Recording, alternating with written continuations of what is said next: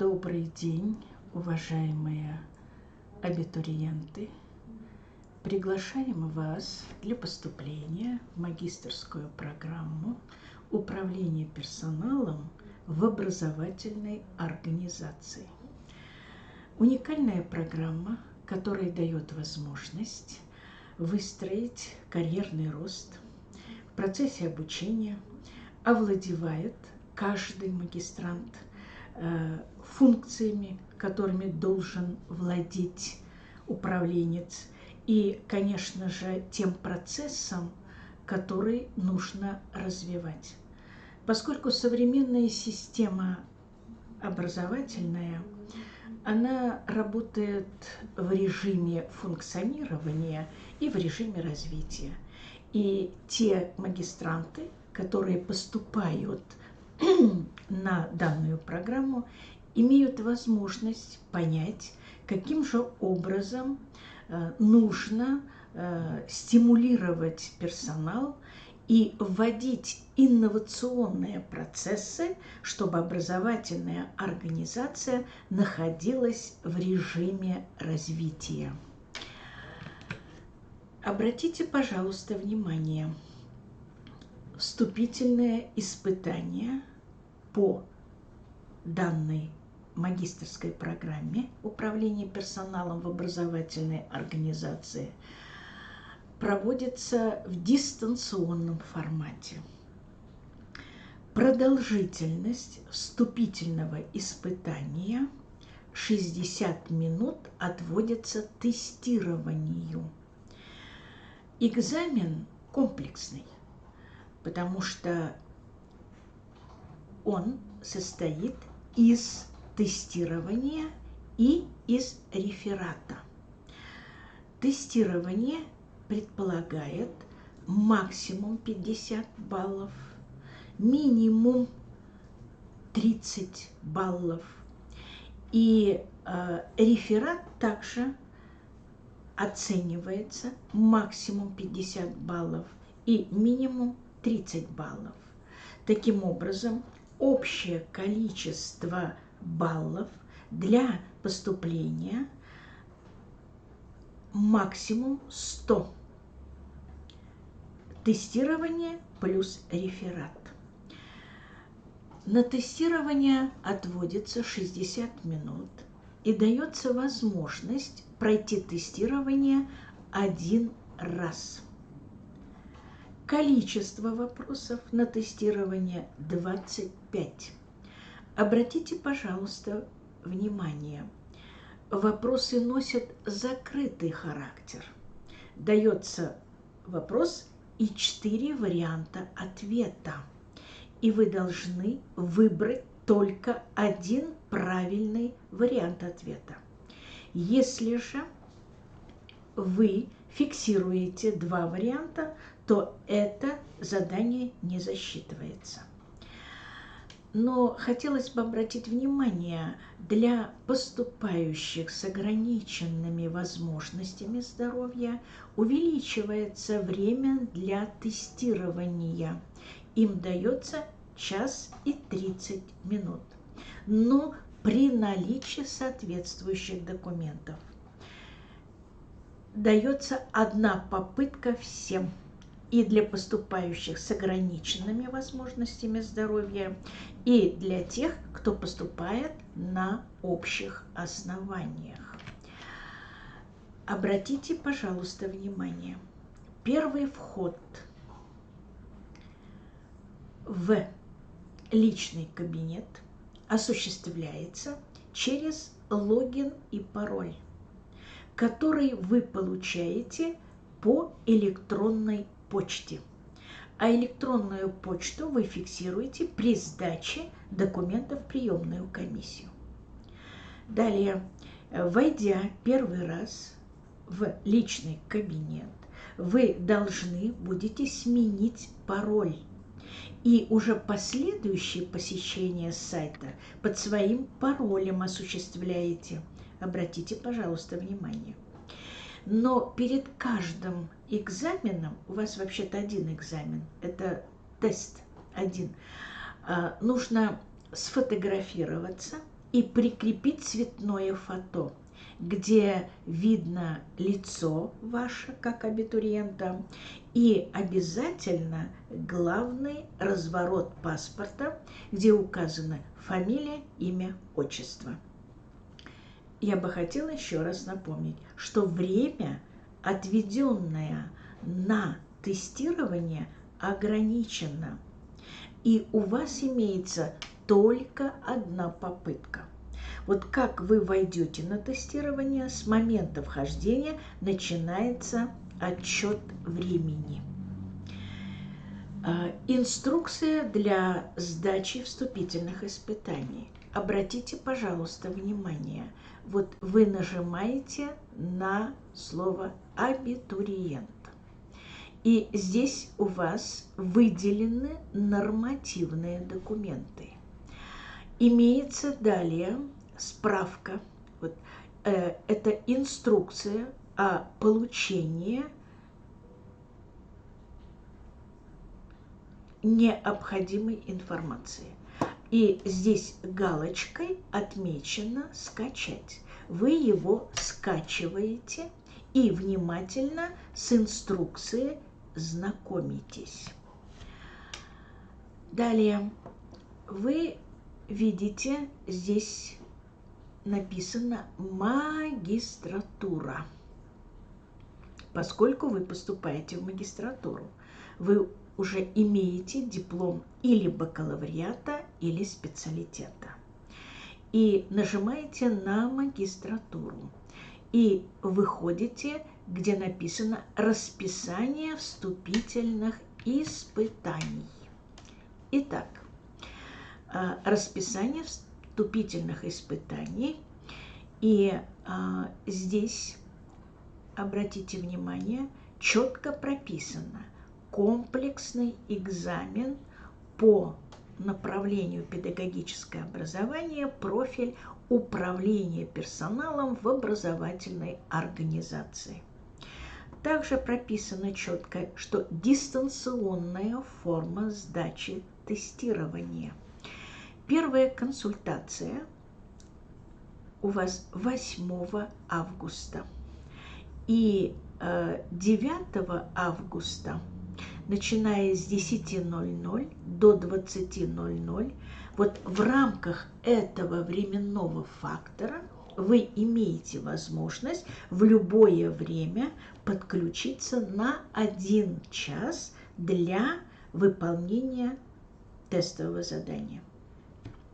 Если же кто-то не успеет 9 августа, есть резервный день, 17 августа, с 10:00 до 17:00.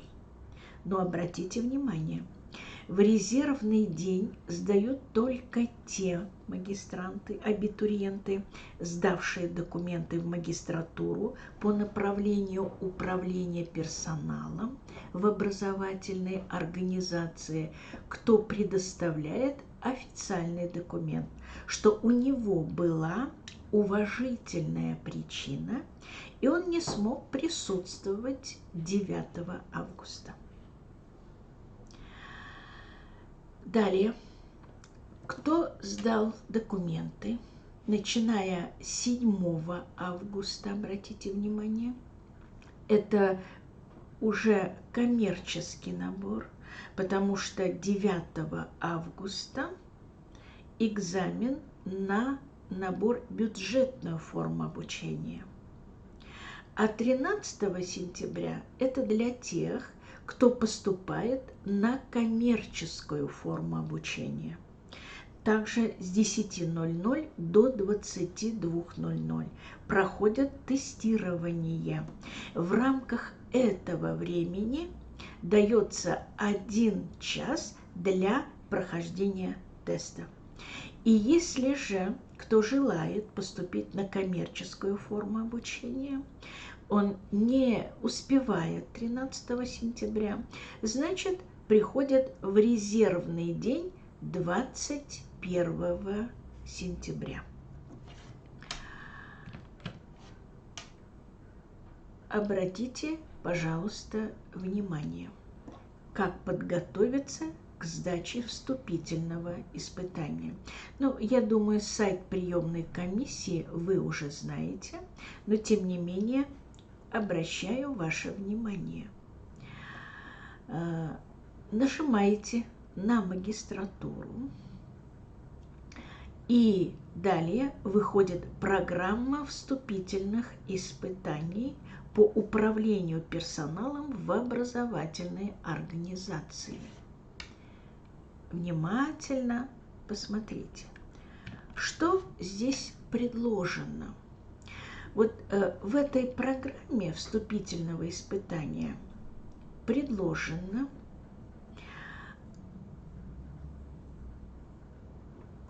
разделы, примерные вопросы, которые содержатся в тесте. И предложено требование, которое должно соответствовать вот этим требованиям именно по написанию реферата. Вы внимательно ознакомитесь с программой. Она базовая, которая изучается при получении любой специальности в педагогических вузах. Здесь дается базовое понятие, связанное с введением в педагогическую деятельность, базовое понятие, связанное с теоретической педагогикой, и базовое понятие, связанное с практической педагогикой в основном. Таким образом, всего 25 тестов. Они носят закрытый характер, обратите внимание. Да, не 4, а 3 ответа. Это в бакалавриате 4 варианта выбора. Ну, например, задание такого типа.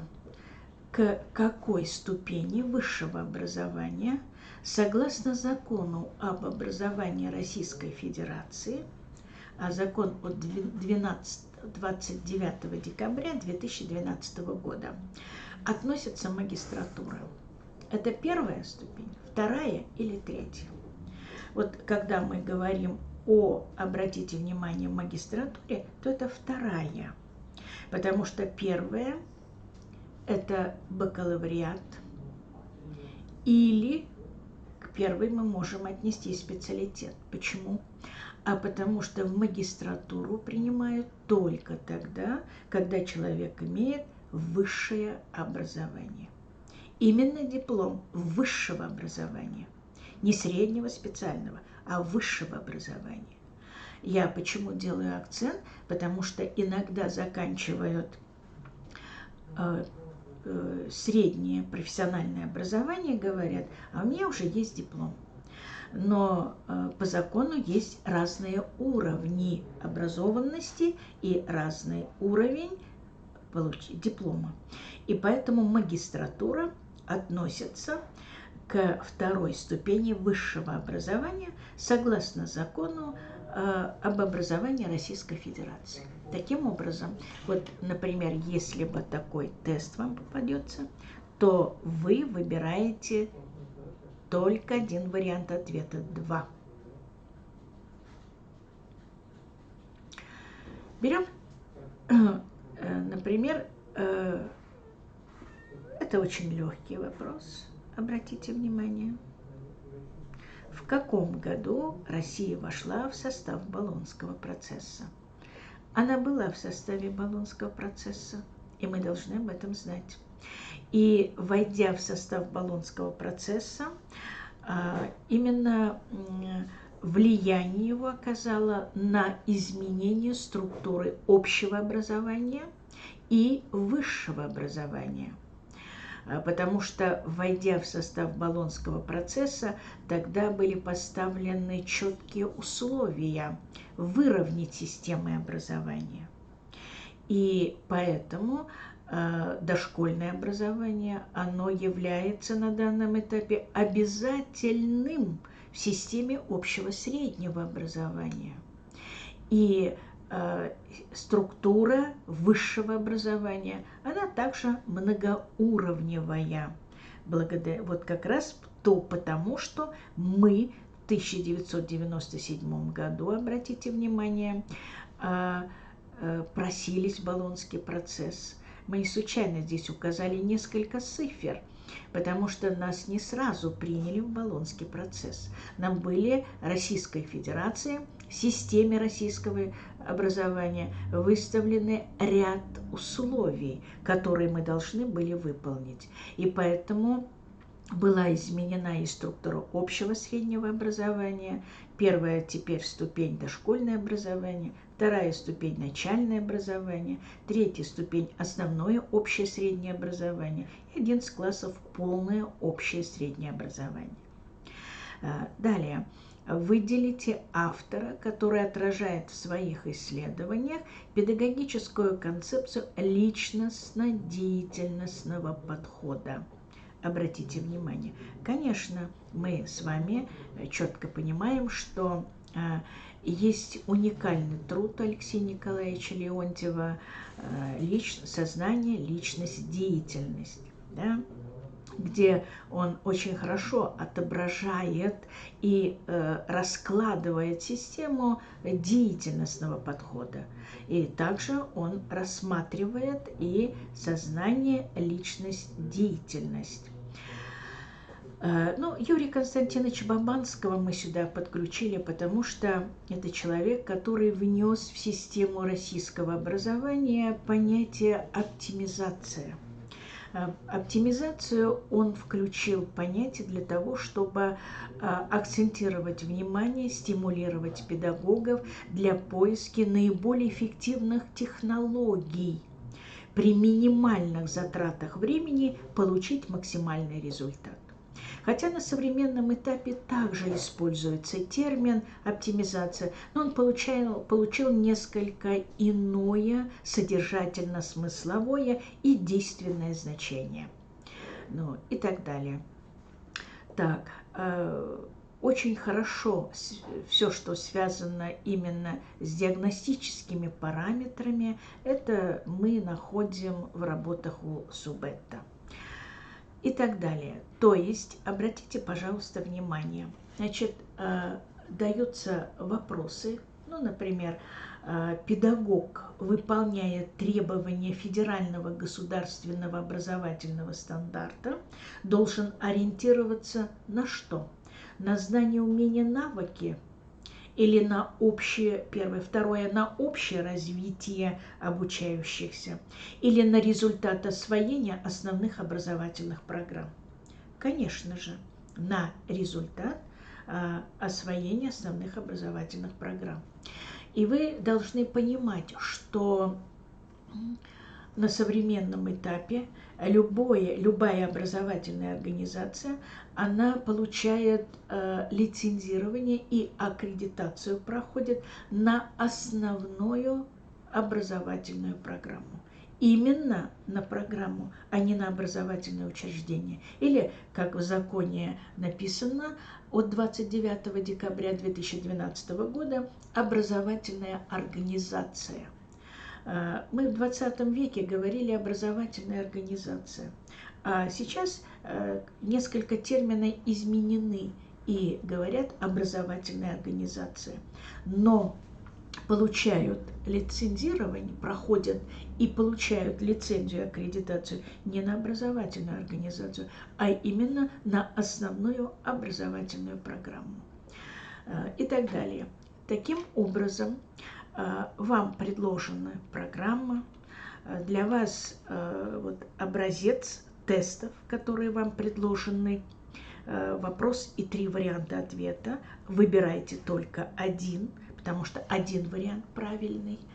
И далее есть требования и примерная тематика рефератов. Тематика рефератов отличается. Иногда абитуриент, который сдает документы в несколько направлений, и пишет один реферат, такой общий, и он пытается сдать один общий реферат на все направления магистерских программ. Это неправильно. Вы должны реферат сдавать с учетом, обратите внимание, названия магистерской программы. А сейчас я с вами говорю о магистерской программе управления персоналом в образовательной организации. И вот вам предложена тематика рефератов именно согласно названию магистерской программы. И предложены требования к реферату. Я хочу обратить ваше внимание, не надо рефераты сдавать 60 и 90 страниц. Некоторые абитуриенты, поступая в магистратуру, они пересылают свою выпускную квалификационную работу, которую защищали в бакалавриате. Это неправильный подход. Вы должны обратить внимание, объем реферата минимум 15, а максимум 30. Вам дается вот эта граница, то есть разница от 15 до 30. Вы с учетом логики изложения избранной темы, вы как раз раскрываете. Первая страница у вас будет титульный лист. Некоторые абитуриенты отправляют реферат без титульного листа. Это неправильно. Вы в требованиях к титульному листу должны обязательно указать, обратите внимание, Министерство просвещения России, Федеральное государственное образовательное учреждение высшего образования, Башкирский государственный педагогический университет. И когда вы пишете реферат, для поступления в магистратуру указываете реферат для чего, каково его целевое назначение, и указываете шифр 44.0401 «Педагогическое образование», потому что разные направления, они идут под разными шифрами. И указывайте обязательно профиль управления персоналом в образовательной организации. Полностью указываете фамилия, имя, отчество и указываете именно ту тему реферата, которую вы избрали. Вот без титульного листа реферат не присылать. На это, пожалуйста, обратите особое внимание. Таким образом, я еще хотела бы вернуть вас к требованиям к реферату и обратить ваше внимание. Первая страница – это титульный лист. Вторая страница – вы прописываете содержание, то есть введение, да? И затем вы пишете пункты, о чем вы будете писать, раскрывая данную тему. То есть параграфы указываете, пункты. И третья страница – это у вас введение. Без введения реферат не присылать. Что вы указываете во введении? Обратите, пожалуйста, внимание, структуру обязательно. Структура введения, она такова. Актуальность, вычленяете противоречия, выделяете проблему исследования, указываете цель, можете объект, предмет. Обязательно вы должны выделить задачи исследования и методы исследования, какие вы видите в использовании данного исследования. И, конечно, в чем вы видите теоретическую значимость и практическую значимость данного исследования или данной работы, которую вы планируете выполнять. Техническое оформление реферата вам здесь представлено, четко прописано. Я думаю, что вы самостоятельно ознакомитесь. Вашему вниманию контакты. Я доктор педагогических наук, профессор. Фамилия моя Янгирова Венера Магасумовна.